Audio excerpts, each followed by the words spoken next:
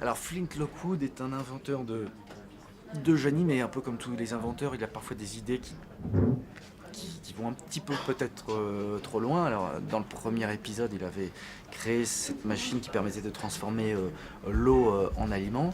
Évidemment, les propriétés de cette machine allaient aller un petit peu trop loin, le dépasser, donc il décidait de mettre un terme à son invention, mais la machine est toujours vivante et dans ce nouvel épisode, elle crée des mi-animaux, qui sont un mélange d'aliments et d'animaux, à l'image du gambabouin, de l'hippopatate, de la tchè d'araignée, mélange de cheeseburger et d'araignée. Voilà, donc il y a une grande inventivité visuellement qui est assez drôle, assez magique. Et assez subversive d'ailleurs. Bah, je trouve qu'il y a des trucs, il y a des petites aspérités quand il y a le singe qui chie sur une feuille pour signer. Je me souviens, moi, dès le premier, quand il se balance et qu'il y a ses chaussures qui rentrent dans les pieds de Sam, ou qu'il apprend à faire des boules de neige, justement, ce qu'on a ici, et qu'il trouve que c'est tellement drôle qu'il est comme un con, on voyait des boules de neige partout, même sur les enfants de 5 ans qui crient, qui ont...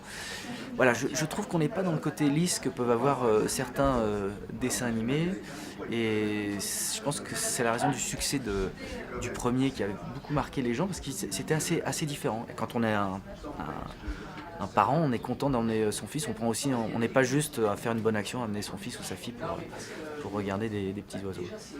Comment est-ce que vous avez abordé le personnage, le travail de voix? Alors, je vais être très honnête, il n'y a pas eu d'immersion à l'acteur studio, je n'ai pas fait un stage auprès où j'ai pas fait des entretiens, des rencontres avec des vrais inventeurs pour rentrer dans la peau. Non, ce qui est très amusant, c'est que l'animation permet d'aller dans un jeu qui est très poussé, qui est extrême, parce que chaque intention est exagérée. Enfin, elle le serait au cinéma ou sur scène, mais là, dans un dessin animé, il y a qu'à voir l'affiche. Quand on a des yeux comme ça, une bouche comme ça, il est évident que quand on crie, ça prend des proportions, quand on rigole, ça en prend d'autres. Enfin voilà, on est dans l'exubérance, et moi, c'est un truc que j'aime beaucoup, parce que j'ai toujours fait des personnages aussi, j'ai modifié ma voix et forcé un petit peu le trait, tout en gardant de la sincérité. C'est un bon exercice. Est-ce que vous avez eu l'occasion de travailler avec l'équipe américaine? Non, je les rencontre ici. Alors, l'exercice est différent, parce qu'il faut savoir qu'aux États-Unis, on part des voix. C'est-à-dire il y a une sorte de copie de travail sur laquelle les comédiens vont travailler, vont prêter leur voix, et à partir des voix, on va caler l'animation sur les mouvements de bouche.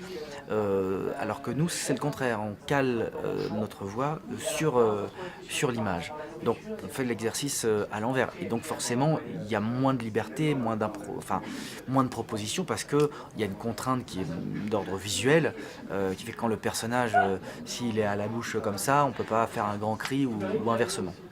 Est-ce que vous êtes inspiré du travail de Bill Hader sur ce personnage? Non, non, pour être très honnête, parce que l'idée, c'était pas de faire la comparaison souffre toujours, voilà. En plus, quand on écoute les voix américaines, il y a un truc, il y a l'exotisme qui joue, il y a cette espèce surtout quand c'est avec un accent américain, il y a une rondeur, il y a quelque chose qui est immédiat, qui fonctionne. Donc je pense que ça m'aurait un peu découragé, pour être honnête. Et puis voilà, encore une fois, l'idée, c'est pas de faire, c'est d'essayer d'apporter un peu sa personnalité et sa voix. Donc je préférais passer à côté. D'accord. Quels sont vos projets après ce film? Ah, après ce film ou après là? Parce que j'ai une autre interview. Bah écoutez, moi je suis en pleine tournée en ce moment. J'arrive là de Lyon, et c'était assez pratique parce que c'était pas loin. J'ai ma tournée jusqu'à fin avril de mon spectacle, Perruque. Et puis il y a des projets en télé, en cinéma, d'autres. Ce sont des projets, donc j'aime pas trop prononcer. Non, il y a un truc qui est sûr, parce que ça c'est tourné, c'est le film de Quentin Dupieux avec Chabat et Elodie Bouchez, qui sortira quand il devra sortir. Donc voilà, ce qui est sûr, c'est ça. Le reste, ça avance très bien.